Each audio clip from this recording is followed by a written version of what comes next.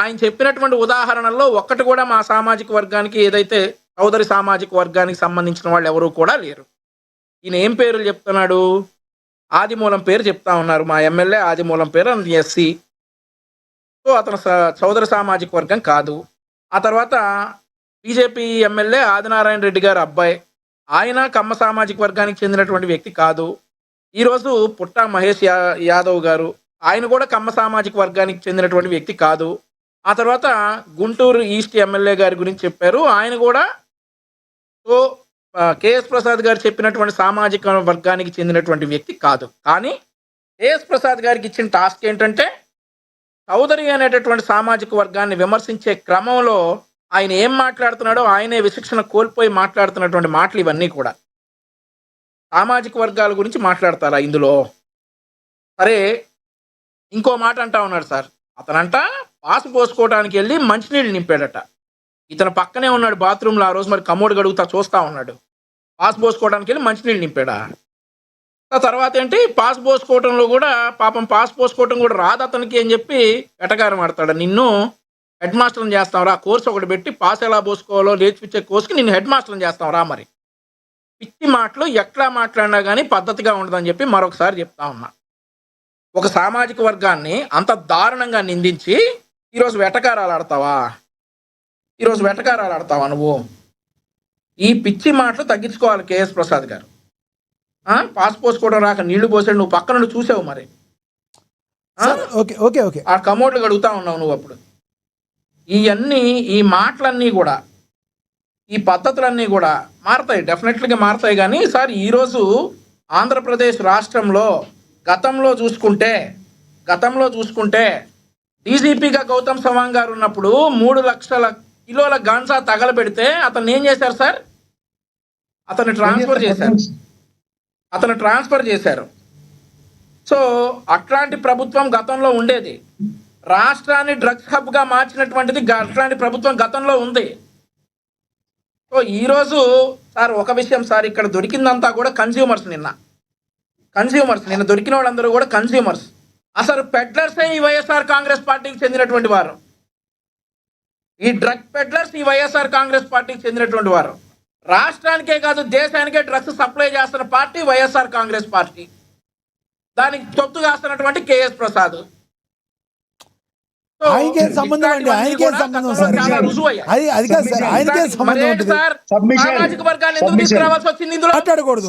సామాజిక వర్గాన్ని ఎందుకు తీసుకురావాల్సి వచ్చింది ఇందులో? అది కాదు చౌదరి సామాజిక వర్గాన్ని సార్, నేను చెప్తున్నా సార్.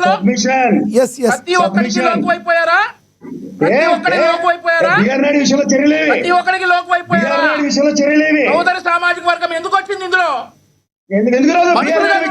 సామాజిక వర్గం ఎందుకు వచ్చింది ఇందులో? ఆ రోజు విశాఖపట్నంలో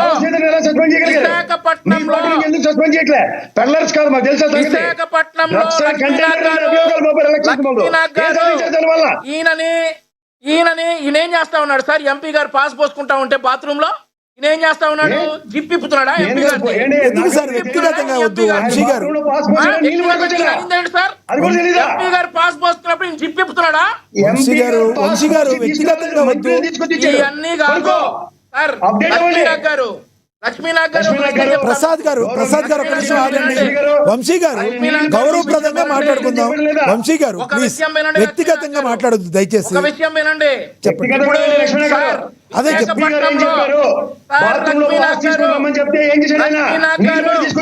ఒక్క నిమిషం ఇద్దరు మాట్లాడితే అర్థం కాదు. ప్రసాద్ గారు కాసేపు ఆగండి, మీరు కాసేపు ఆగండి. ప్రసాద్ గారు, వంశీ గారు దయచేసి అర్థం చేసుకోండి. ఒక హుందాకరమైన వాతావరణం వెళ్తుంది కదా, ఈ జిప్పులు ఇలాంటి మాట్లాడద్దు. సామాజిక వర్గాన్ని ఆయన కమ్మ సామాజిక వర్గం గురించి చేస్తున్నటువంటి విష ప్రచారాన్ని మేము తప్పకుండా ఖండిస్తాం. ఇంకోటి ఏంటంటే ఇప్పుడు ఒక్క నిమిషం సార్. ప్రసాద్ గారు మీరు మాట్లాడారు కదా, దయచేసి ఆగండి ప్లీజ్. లక్ష్మీనాథ్ గారు ఆయన చెప్పనివ్వండి సార్, ఆయన అభిప్రాయం చెప్పనివ్వండి. ప్రసాద్ గారు ఆయన చెప్పనివ్వండి ప్లీజ్ ఆయన చెప్పనివ్వండి. చెప్పావు గానీ సార్. చేస్తా ఉన్నావు వంశీ గారు వంశీ గారు టాపిక్ మీద మాట్లాడండి. సింగులర్ వర్డ్స్ యూజ్ ఇవన్నీ చేయమాకండి కాదు సార్. దయచేసి. మీరందరూ ఇవన్నీ కూడా కాదు. ఒక ఉన్నత స్టేజ్ లో ఉన్నారు. సరే. మీరందరూ మీకు సరే చెప్పడం సార్. కాదు, ఈ రోజు- దయచేసి ఏకవచనాలు వద్దు. ఈ రోజు లక్ష్మీనాథ్ గారు వినండి. ఈ రోజు అక్కడ ఏ కమ్మ సామాజిక వర్గానికి చెందిన వారు ఈయన చెప్పినటువంటి ఉదాహరణలో ఆదిమూలం గారు, ఆ తర్వాత ఈయన ఆదికేశవరెడ్డి గారు అబ్బాయి, ఇప్పుడు మహేష్ యాదవ్ గారు, వీళ్ళలో ఎక్కడ కమ్మ సామాజిక వర్గానికి సంబంధం లేదు. కానీ విశాఖపట్నంలో కొండారెడ్డి అని చెప్పేసి ఒక రెడ్డి సామాజిక వర్గానికి చెందినటువంటి డ్రగ్ పెడ్లర్ దొరికితే మా పార్టీ నుంచి ఎవరైనా రెడ్డి సామాజిక వర్గాన్ని విమర్శించారా లక్ష్మీనాథ్ గారు? మరి ఈయన ఎందుకు సార్ కమ్మ సామాజిక వర్గం చౌదరి అనే ట్యాగ్ లైన్ అండర్లైన్ చేసి అంత క్లియర్ గా ఒక సామాజిక వర్గం మీద ఎందుకు సార్ విషం చిమ్ముతా ఉన్నాడు? వయసు వచ్చింది, బుద్ధి ఉండక్కర్లా, బుద్ధి ఉండక్కర్లేదా అంట. కులాల మధ్య మతాల మధ్య గొడవలు పెట్టడానికి వయసు వస్తే సరిపోయిందా? వయసు వస్తే సరిపోయింది. ఎవరిలో నువ్వు అనేది ఎవరిదంతా ఇప్పుడు ఏదన్నా సామాజిక వర్గం గురించి మాట్లాడితే దాన్ని ఖండించండి, దాన్ని ఖండించండి ప్లీజ్. వ్యక్తిగతంగా తిట్టుకోవద్దు, వ్యక్తిగతంగా తిట్టుకోవద్దు ప్లీజ్. వర్గాలను మీరు ఖండించండి దాని గురించి, దాని గురించి ఖండించండి. మీరు అడగకముందే నేను అడిగా సామాజిక వర్గాల గురించి మాట్లాడాల్సిన అవసరం లేదు అని నేను కూడా చెప్పా. ప్రసాద్ గారు తప్పు చేసిన వాళ్ళకి సామాజిక వర్గాలు ఎందుకు అడ్డుకడతారు సార్? ప్రసాద్ గారు దీనికి సామాజిక వర్గం ఎందుకు వచ్చింది? సామాజిక వర్గాల గురించి మాట్లాడతాం, అది ప్రసాద్ గారు కరెక్ట్ కాదు. అది ఎందుకంటే తప్పు చేసిన వాడికి సామాజిక వర్గం ఉండదు. మీరు వ్యక్తిగతంగా డైరెక్ట్ గా అలా మాట్లాడకూడదు. వంశీ గారు మీరు కూడా అలా మాట్లాడతారా? మీరు అడగాలి సార్, బిఆర్ నాయుడు గారికి ఎందుకు లేదని అడగాలి. అంతేగాని బిఆర్ నాయుడు సామాజిక వర్గం ఎందుకు వచ్చింది మీకు? ప్రసాద్ గారు మీరు అడిగితే బిఆర్ నాయుడుకి, మీ టీడీపీ నేతకి బిఆర్ నాయుడుకి ఎందుకు జరగలేదు అని అడగాలి. సామాజిక వర్గం ఎందుకు వచ్చింది దానిలో చెప్పండి. Right please. ప్రసాద్ గారు ఆగండి. ప్రసాద్ గారు కాసేపు ఆగండి. ప్రసాద్ గారు ఇంకొకటి దగ్గరలో ఇంకో మాట అన్నాడు సార్. ఈయన దగ్గరలో జనసేన అయింది ఏదో ఒకటి రిలీజ్ కాబోతుందట. భవిష్యత్తు చెప్తున్నాడు సార్ కేఎస్ ప్రసాద్ గారు. భవిష్యత్తు అసలు ఏమి రిలీజ్ కాకపోతే ఈయన చీర కట్టుకుని హనీ ట్రాప్ చేసేటట్టున్నాడు. ఇక దానికి కూడా దిగజారుతాడు కేఎస్ ప్రసాద్. ఈయన చీర కట్టుకుని హనీ ట్రాప్ చేసేటట్టున్నాడు సార్. అవన్నీ కుదరవు. ఈ హనీ ట్రాప్ లో ఎన్ని కుదరవు. ఈ హనీ ట్రాప్ లో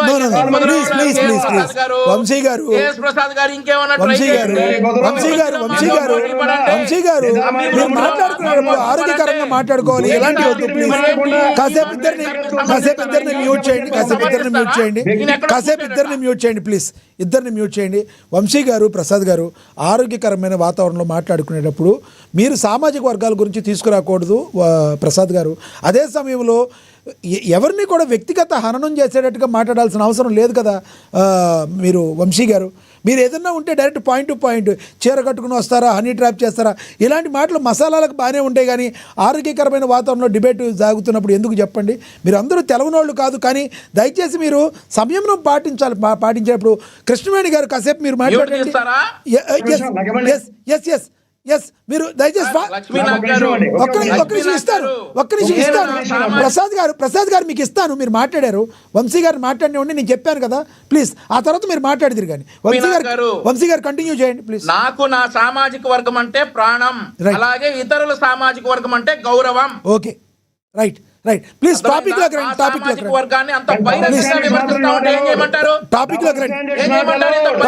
రండి. నేను చెప్పాను కదా సార్, అది కరెక్ట్ కాదని. సామాజిక వర్గాలను దీనిలోకి తీసుకురావాల్సిన అవసరం లేదు. ప్రసాద్ గారు సామాజిక వర్గాల గురించి మాట్లాడాల్సిన అవసరం దీనిలో లేదు. తప్పు చేసిన వాళ్ళకి సామాజిక వర్గాలు ఏంటి సార్? తప్పు చేసిన వాళ్ళు ఎందులో ఉన్నది తప్పది, అదే నేనే ఖండించా కదా. కానీ మీరు వ్యక్తిగతంగా మాట్లాడారు.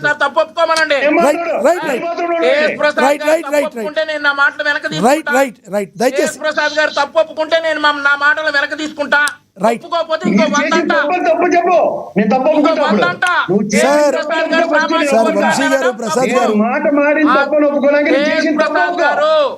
అది ఒప్పుకుంటే ఆయన సామాజిక వర్గాల గురించి చేసినటువంటి వ్యాఖ్యలు తప్పు అని ఒప్పుకుంటే నేను కూడా నా మాటలు వెనక తీసుకుంటా. లేదంటే ఇంకో 100 మాట్లాడతా. రైట్ వంశీ గారు ఒకటి